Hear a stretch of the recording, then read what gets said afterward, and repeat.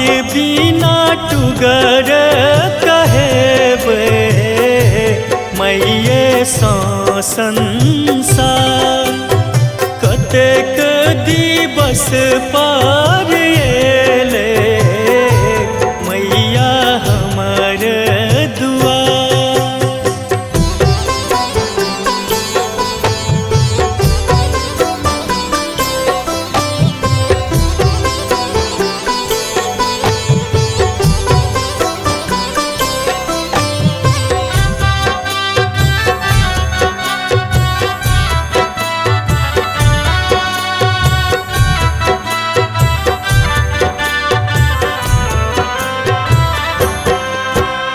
भलही हम माटे के मूर्ति बनेलिए सचहु के नेह हम माय सा लगलिए।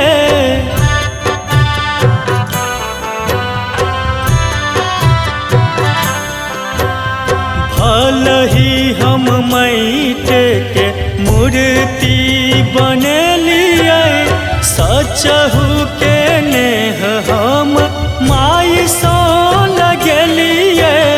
9 दिन रात हम जननी के पूजलहुँ कलशा बैसाय हम आरती कयलहुँ।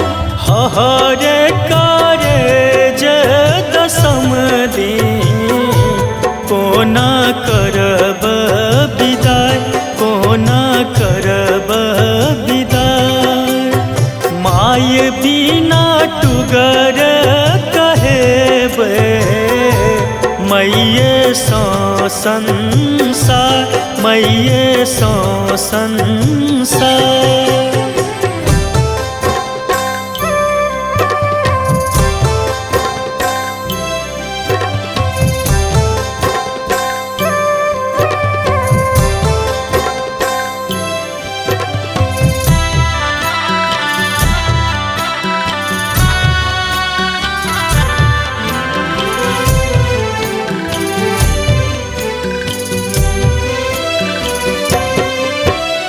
दुनिया के रीत सब जैन तो है मैया। अही बेर गलती करब हम मैया।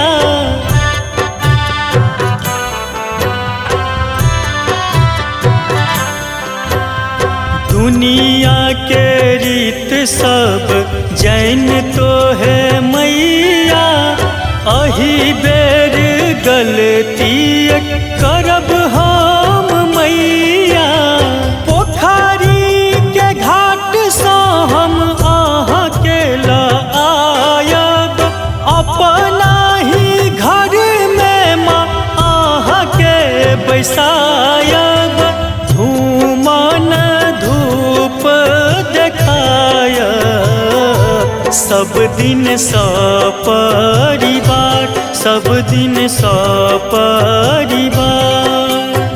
माय बिना टुगर कहेबे मैये सा संसार मैये सा संसार।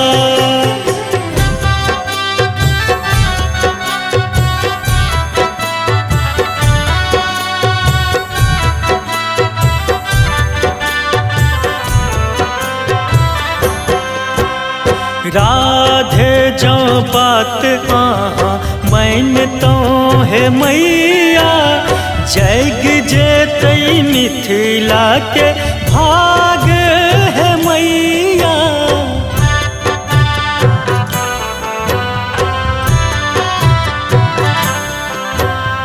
राधे जो बात आहाँ मानतो है मैया। जग जेतै मिथिला के भाग है मैया। करियौ मासुत पर एक उपकार है। जनहित विनती हमारे स्वीकार है। नहीं तो अपने संग लेन चलियो माँ मानव सब दिन आभार, मानव सब दिन आभार। माय बिना टुगर कहेबे, मैये सो संसार, मैये सो संसार।